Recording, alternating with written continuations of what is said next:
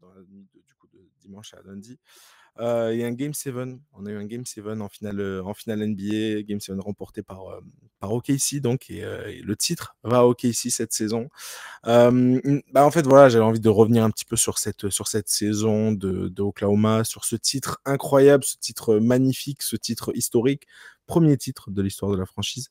Et après, on reviendra après un peu aux individualités, mais plus tard, on va parler d'abord du collectif parce que je pense que c'est ce qui prime, quoi qu'il arrive, dans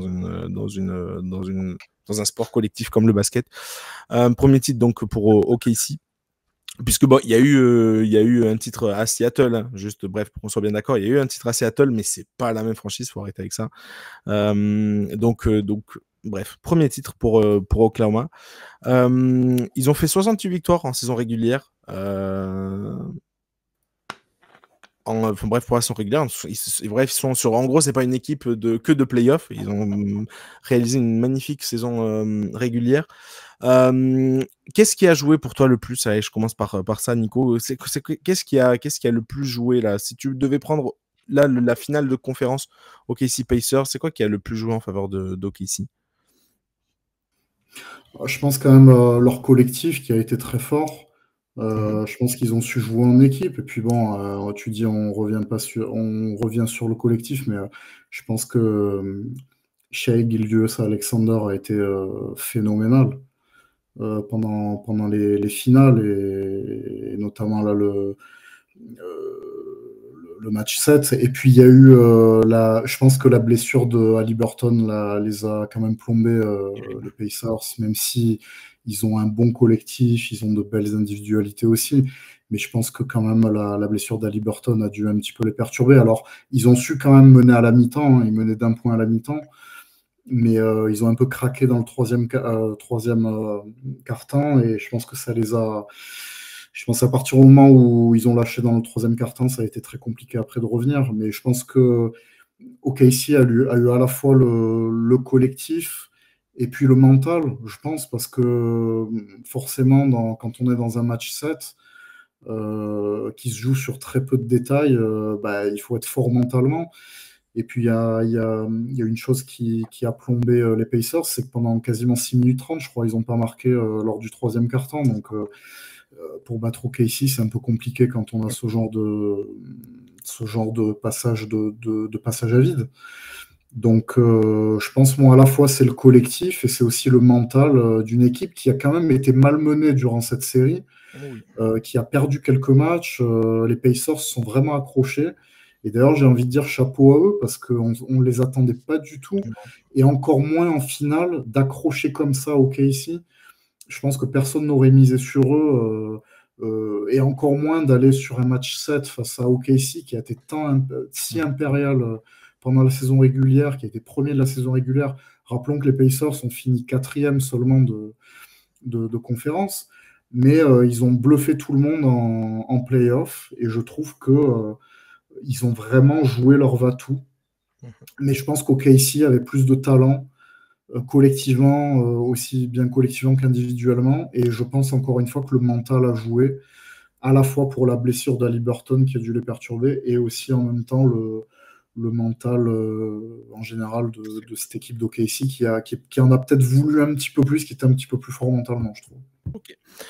Ouais, pour revenir un petit peu sur la chronologie des matchs, rapidement, Game 1, Haliburton au buzzer, bref, une équipe des Pacers qui a mené tout le match. Les Pacers, sur le Game 1, les Pacers mènent pendant 0,02 secondes, donc c'est-à-dire 2 millièmes de seconde, je crois que c'est ça. Non, 0,2 secondes, pardon. Mais bref, ils mènent pendant 2 millisecondes dans le match entier. Donc c'est n'importe quoi, on va pas se mentir. Et ça suffit pour gagner le match. C'est vrai que le basket, c'est un sport assez incroyable là-dessus, parce que tu peux ne pas mener au score pendant, bref, tout le match. Au dernier moment, tu gagnes. Bref, c'était impressionnant. Game 3, pareil, les Pacers le prennent avec... en 2-1, donc les Pacers étaient devant. Et finalement, il y a un tournant pour moi, c'est le Game 5. Pour moi, je le prends là-dessus. Jalen Williams marque 40 points, SGA marque 30, plus de 30 points. Ils égalent un combo. Enfin bref, c'est le record entre guillemets de points pour 2 joueurs dans une équipe depuis LeBron Kyrie avec les Cavs. Les Pacers restent dans le match. Reste dans la série, ils prennent le match 6 sans aucun souci, enfin bref, en dominant largement, alors que Tyrese Haliburton est blessé, pardon, du coup je vais revenir juste là-dessus, mais Tyrese Haliburton donc se blessé au mollet, et finalement du coup dans ce début de game 7, alors qu'il était chaud, il marque, il est à 3 sur 4 à 3 points, il se blesse, il se fait le tendon d'Achille. Donc bref, série, on en reviendra après, mais ça va être très très compliqué pour Tyrese, et même du coup 2025 c'est foutu pour lui. Début de saison, ça va être impossible.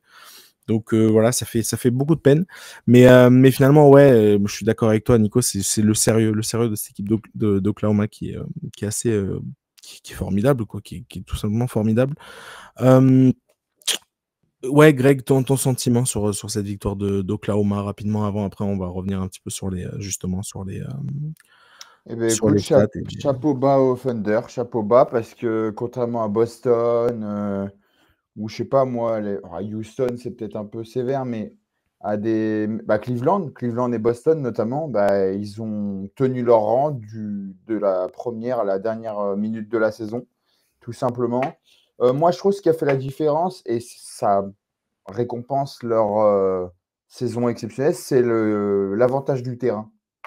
Je pense que si le match, alors bon, il y a Haliburton, ça, mais il y a sa blessure, mais je pense que si le match aurait été à Indiana, je pense que Indiana aurait pu l'emporter. Voilà, je trouve que vraiment l'avantage du terrain a été, je trouve, important. Ils n'ont pas perdu. Il faudrait regarder dans les playoffs, mais je pense pas qu'ils ont perdu beaucoup de matchs à la maison.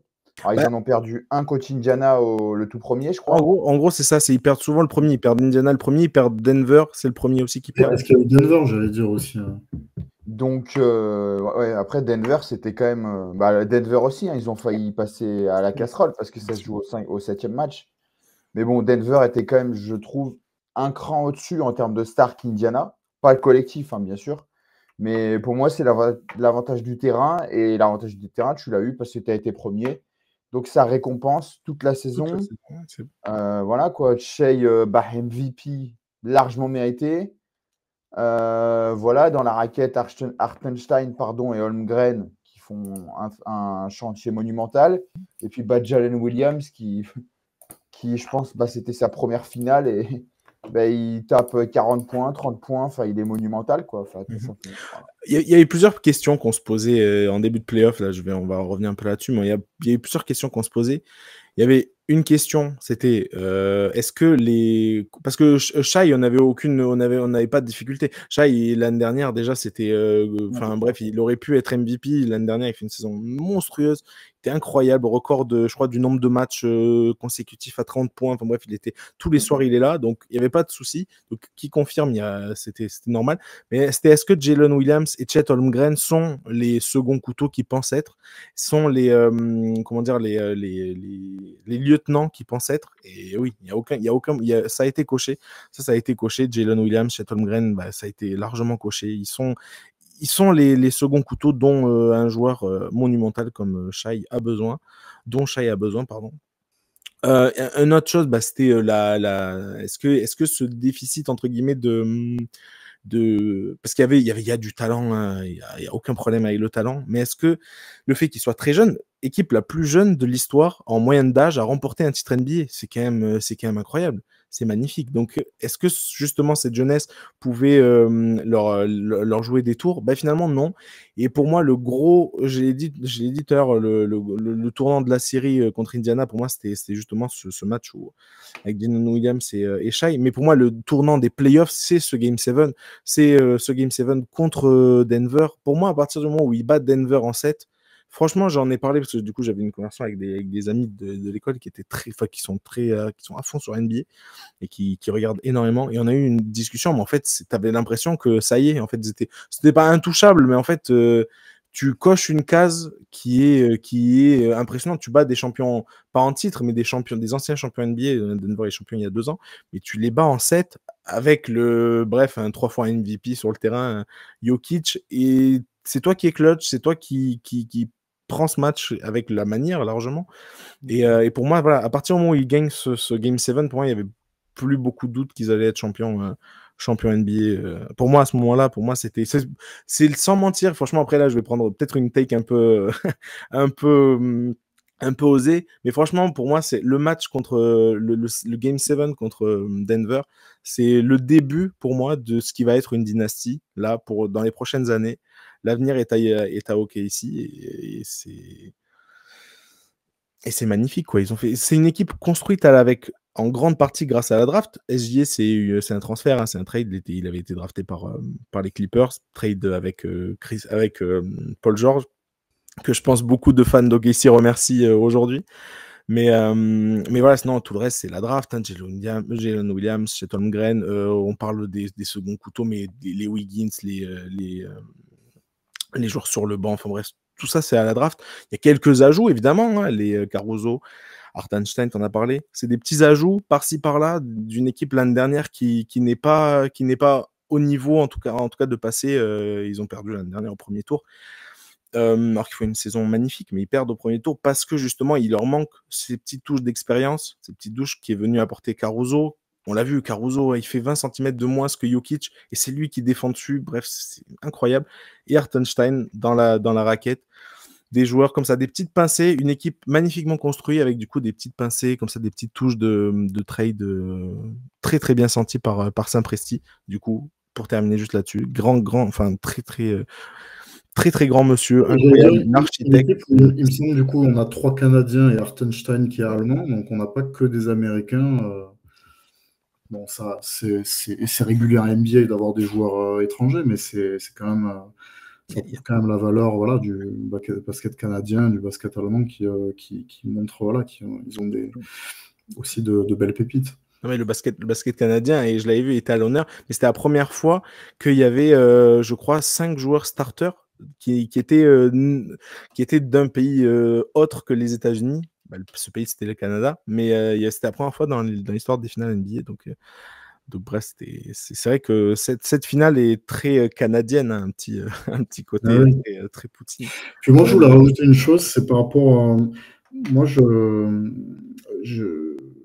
suis d'accord avec toi par rapport au fait qu'il y ait le match 7 contre Denver qui soit un tournant.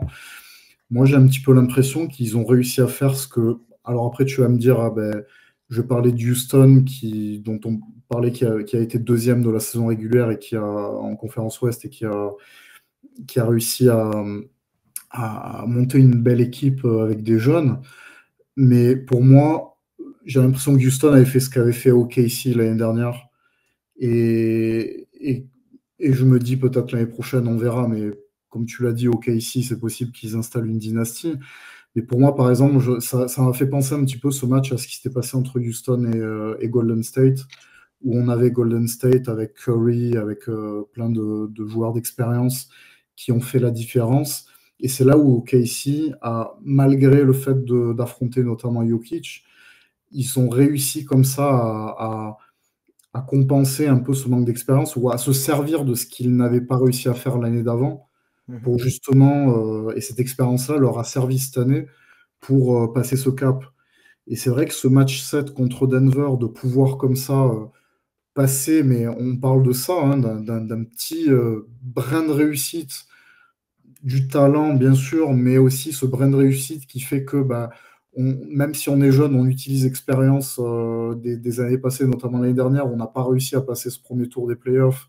Et là, venir passer Denver, j'ai l'impression que c'est comme si ça les avait libérés psychologiquement et que derrière, on a une équipe à l'image de ce qu'a fait le PSG en Ligue des Champions, c'est-à-dire on se sent intouchable. Et je pense qu'à partir du moment où on arrive à avoir ce sentiment-là, mentalement, on est très fort. Et c'est pour ça, moi, j'ai insisté pour OKC sur le mental. Parce que je pense que énormément d'équipes, on l'a vu avec Boston cette année, même s'il y a eu des blessés, on l'a vu avec New York, je pense que des équipes comme ça qui mentalement ont été friables, entre guillemets, quand il s'agissait des matchs 6 et 7 notamment, et d'autres équipes, et qui ont vite abandonné, alors qu'OKC n'a jamais abandonné, même en étant mené dans la série, ils ont toujours cru en eux. Même dans le match 7 où ils sont menés à la mi-temps, ils ont toujours cru en eux, et ils font un troisième quart-temps de malade. Donc je pense que c'est vraiment à mettre à leur crédit cette dimension mentale, psychologique, de croire en ses chances et de penser qu'on peut renverser des montagnes. Tout à fait.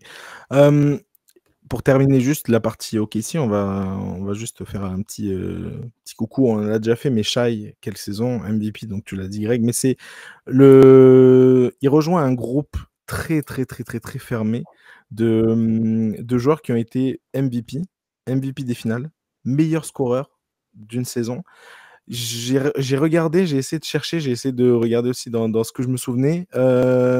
Je me souviens que donc récemment, c'est Shaq. Il faut remonter à Shaquille O'Neal en 2000. C'est quand même. Ça situe le truc. Voilà. Avant ça, c'est Michael Jordan. Et encore avant, c'est comment il s'appelle mince, l'intérieur de oh là là, ça y est, j'ai un doute, j'ai un trou. L'ancien intérieur des Lakers, enfin bref, la légende des Lakers, mince, Hakim, Abdul-Jabbar, bien sûr. Abdul-Jabbar, j'allais dire, c'était Abdul-Jabbar, bien sûr. J'ai eu un petit blanc. Mais oui, Abdul-Jabbar, évidemment. Donc ça se situe, t'imagines quand tu es dans la même catégorie que Karim Abdul-Jabbar, Michael Jordan. En gros, le club, c'est ça. Karim Abdul-Jabbar, Michael Jordan, Shaquille O'Neal, Shai Gilgeous-Alexander. Merci le club. Quoi. Merci le club. Bref, incroyable. Faire un 5 de légende. Ah, mais c'est impressionnant. C'est incroyable. Du coup, donc ouais, j'avais envie bref, évidemment, de lui rendre ce petit hommage parce qu'il le mérite, ce titre de MVP final, titre machin. Du coup, je vais vous mettre juste un petit peu on the spot. Je vais vous poser juste une petite question. On le classe où, Shai, parmi les meilleurs joueurs de l'histoire d'OKC, là, actuellement? On le classe où? Du coup, je te donne la parole à toi, Greg, ça fait longtemps que tu n'as pas entendu, mais juste pour répondre à cette petite question, après, on passera à la suite. Mais... C'est compliqué parce que j'avoue que je ne suis pas un amateur d'OKC, je les aime bien, mais voilà, je ne vois pas, à part Durant, l'époque Westbrook, Durant, Harden, et ce n'était pas les mêmes joueurs que maintenant. C'est une équipe très jeune, parce que c'est une franchise. On le classe par 2008. Le numéro 1, je pense. Numéro 1, c'est celle qui a ramené le titre. Et puis avec la manière. Ça m'intéresse comme question. J'aime bien. Après, il n'y a pas eu beaucoup de joueurs qui ont marqué le club, quoi. C'est ça. Nico, pareil, petite question. Qu'est-ce que tu en penses? Je ne vais pas être très original. Je vais dire lui, parce que lui, je veux dire, c'est celui qui a ramené le titre. C'est celui qui est MVP de la finale. Enfin, il a tout pour. On parle de Durant, mais il n'était pas dans une époque où OKC gagnait des titres. Voilà.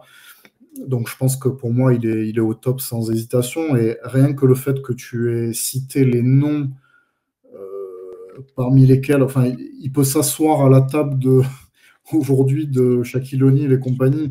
Alors, peut-être pas au niveau palmarès, parce que là, il faudrait qu'il gagne plus de titres, qu'il ait plus de titres de MVP et qu'il reproduise ce genre de performance sur plusieurs saisons, voire sur une décennie. C'est pour ça que là, j'ai bien parlé de l'histoire de la franchise. Oui, non, voilà. Mais par contre, l'idée que tu le cites dans tous les noms que tu as cités avant, pour moi, indiscutablement, il est le meilleur joueur de l'histoire d'OKC parce qu'il est déjà dans un cercle très fermé avec d'autres joueurs, d'autres équipes mythiques. Donc, pour moi, c'est indiscutable, même s'il y a eu d'autres joueurs comme Kevin Durant ou Westbrook qui ont été aussi de grands joueurs pour cette équipe. Mais pour moi, c'est Gilgeous-Alexander sans hésiter. Exact. Kevin Durant, Russell Westbrook, des joueurs historiques, des joueurs légendaires de cette franchise. KD fait meilleur scoreur et MVP. Il ne fait pas MVP des finales, mais il fait ces deux-là dans la franchise. Westbrook, pareil. Harden, c'était meilleur sixième homme, etc. Mais en tout cas, cette génération-là a déjà fait plus que la génération historique de ce Big Three avec KD, avec Westbrook. Et Shai, c'est évidemment la tête de gondole, c'est évidemment le patron de cette franchise-là, de cette équipe-là. Donc du coup, ouais, moi, je ne peux que être d'accord avec vous, même si c'est encore relativement tôt, et parce que Shai, en plus, il a 27 ans, 27, 26, 27 ans. Il est très, très jeune, Shai. Il a encore des saisons, à produire, des saisons où il va être dans son prime. Il rentre là dans son prime, Shai. Il est en train de rentrer dans son prime. Il est déjà tellement régulier, tellement impressionnant, et avec des choix. Et puis défensivement, c'est une star qui défend. Et moi, ça, j'adore ça. Pour moi, c'est bon, même si, attention, hein, je dis pas du tout que Kevin Durant ou Westbrook ne défendaient pas. Loin de moi l'idée de dire ça. Mais voilà, Shai a réussi quelque chose que les autres n'ont pas réussi, à porter le titre à une franchise de OKC. Équipe, encore une fois, franchise très jeune, hein, 2008, et la séparation et le déménagement de Seattle. Mais quand même, c'est pour ça que voilà, j'ai pas parlé des anciens joueurs de Seattle, les Gary Payton, les Sean Kemp, etc. J'ai pas parlé de eux, on parle bien de OKC. Donc voilà. Ok, juste pour faire la suite, et là où encore une fois je dis que cette équipe a un avenir évidemment ultra radieux, c'est que voilà, équipe la plus jeune de l'histoire remporte un titre. Ils ont des pics sur les prochaines années, de la flexibilité incroyable. Ils ont des pics de draft, notamment la prochaine draft là, qui arrive dans 2 semaines à peu près. Ils ont le pick 14, donc ils vont pouvoir encore prendre un chouette joueur, un chouette potentiel à développer. Ils ont leur aussi des assets pour les prochaines années, pas de souci. Ils ont des joueurs totalement tradables, évidemment, quand tu vois des Hartenstein, ils étaient capables de faire. S'ils se disent, oh, ben c'est bon, on achète, on a réussi à le développer. Hartenstein, on peut un peu plus s'en débarrasser. Son travail, le travail qu'il fait, on va trouver un joueur à 10, 15 millions par an de moins. Ils vont peut-être pouvoir le trouver. Donc, franchement, c'est une équipe qui peut voir largement l'avenir, mais tranquille. Ok, on passe rapidement juste à Indiana quand même, parce qu'Indiana, il faut leur rendre hommage. Ils ont été héroïques, ils ont été magnifiques tout au long de ces playoffs. Personne ne les avait vus ici. Pour donner un ordre d'exemple, les cotes les plus probables, après voilà, ça vaut ce que ça vaut évidemment, mais quand même, les bookmakers, c'est des gens qui sont censés connaître leur travail, mettre des cotes en place pour que voilà, que ce soit le plus taillé comme il faut possible. La cote la plus probable de cette finale, du résultat de cette finale, c'était 4-0. C'était 4-0 ou 4-1 c'était les deux cotes, c'était 4-0, 4-1 pour OKC. Ça en dit long sur à quel point cette équipe d'Indiana a été sous-cotée. Et personne l'a vu venir tout au long des playoffs. Tyrese Haliburton a marqué 4 game winners dans la série. Dans les playoffs, c'est plus que n'importe quel autre joueur, ça n'a rien de chercher. Il n'y a pas un autre joueur qui a mis plus de 4 game winners en playoffs que lui sur une saison. C'est impressionnant. Donc ouais, évidemment, vous parlez tout à l'heure du collectif Indiana, magnifique. Des joueurs venus du banc, hein. On parle par exemple de McConnell, qui a été pareil, des joueurs que personne n'a vu venir et qui termine. Qui termine sur une saison, qui fait une saison magnifique, et notamment qui a fait un beau match hier d'ailleurs. Qui a fait un beau match hier, tout à fait. Pascal Siakam, pareil, des joueurs que Greg avait rendu hommage il y a quelques semaines, mais qui fait des playoffs magnifiques, un joueur tellement précieux à avoir dans son équipe. Valeur sûre. Hein. Valeur sûre. Par contre, plus compliqué du coup pour entrevoir la suite. Juste pareil, de rendre un dernier hommage au coach évidemment et Bénédicte aussi. Bénédicte Mathurin, tout à fait. Non, mais des joueurs, bref, il y a des joueurs qui n'ont pas fait leur finale. Je ne vais pas forcément leur taper dessus, mais Miles Turner, c'est pas possible ce qu'il fait. Bref, il se fait manger dans tous les sens par. Quand t'es un joueur qui fait 2m10 et que tu te fais prendre des rebonds par des petits gabarits qui viennent se battre dans ta raquette, c'est parce que t'as pas envie. C'est parce que t'as pas envie de le prendre. En tout cas, tu fais pas les efforts pour prendre ces rebonds-là. Et ça me pose problème. Donc Miles Turner, c'est vrai que c'est un vrai flop de cette finale. Par contre, juste pour l'avenir du coup de Indiana, parce que je l'ai fait tout à l'heure avec OKC, plus compliqué. Tyrese Haliburton, il s'est fait le tendon d'Achille. Après le mollet, il se fait le tendon d'Achille. Donc franchement, ça va être compliqué pour voir 2025. C'est quoi là la perspective pour Indiana? Qu'est-ce qu'ils doivent faire à ton avis? Allez, je commence par toi, Nico, rapidement. Ils doivent faire quoi Indiana là, pendant cette intersaison? On le rappelle que pareil, la Free Agency ouvre dans 1 semaine, 2 semaines. Ils doivent faire quoi Indiana là pour essayer de rester au top? Parce que encore une fois, juste ils viennent d'une saison où ok, ils finissent 4e, mais qu'est-ce qu'ils l'ont mal démarré, mon Dieu, qu'est-ce qu'ils l'ont mal démarré la saison. Donc il faut faire quoi là? Si t'es Indiana, t'aurais fait quoi? Bon, déjà, je pense que garder évidemment les joueurs dont on sait que ce sont des valeurs sûres, hein, des gens comme Siakam, des gens dont on sait qu'ils seront toujours là, même dans les moments difficiles. Ça, c'est déjà une première chose. Après, vu la blessure de Haliburton, peut-être aller chercher quelqu'un qui pourrait compenser cette absence, Mhm. parce que ça risque de leur causer du tort. Et peut-être voilà, essayer d'étoffer un petit peu leur effectif avec des joueurs du même profil pour justement compenser cette absence-là. Et aussi peut-être continuer voilà, à avoir aussi peut-être pas mal de prospects, un peu comme on disait avec OKC, c'est essayer d'avoir des joueurs un petit peu jeunes qui puissent développer. Parce qu'à la base, c'est pas une équipe qui est forcément programmée pour aller chercher des titres, mais au moins s'ils arrivent à trouver des bons prospects, notamment au niveau de la draft, Mhm. ça peut peut-être leur créer en fait une belle base au niveau de leur effectif pour construire sur du moyen long terme. Ok. Je pense qu'à mon avis, pour un club comme Indiana, c'est peut-être plus le profil Bien sûr. de ce genre Indiana, d'équipe. Indiana est l'une des pires destinations de free agent sur ces dernières années. Petit marché, donc voilà, il y a très peu de joueurs. Enfin, ils arrivent à attirer très peu de joueurs justement sur la free agency. C'est pour ça notamment que, par exemple, des joueurs comme qu'ils ont réussi à faire venir Tyrese Haliburton, c'est un trade avec les Kings où ils envoient Sabonis de mémoire. Siakam, c'est un trade avec Toronto. Toronto, Donc voilà, c'est des trades, c'est par des trades qu'ils arrivent à attirer des joueurs à la free agent. Je veux dire, les derniers joueurs qu'ils ont réussi à attirer, c'est encore une fois, hein, j'ai dit, mais tu vois, c'est ça, c'est du McConnell. Alors oui, ok, il fait une belle saison, mais je veux dire, c'est pas une star où ils peuvent pas à s'attendre à recruter des stars à la free agency, c'est pas possible.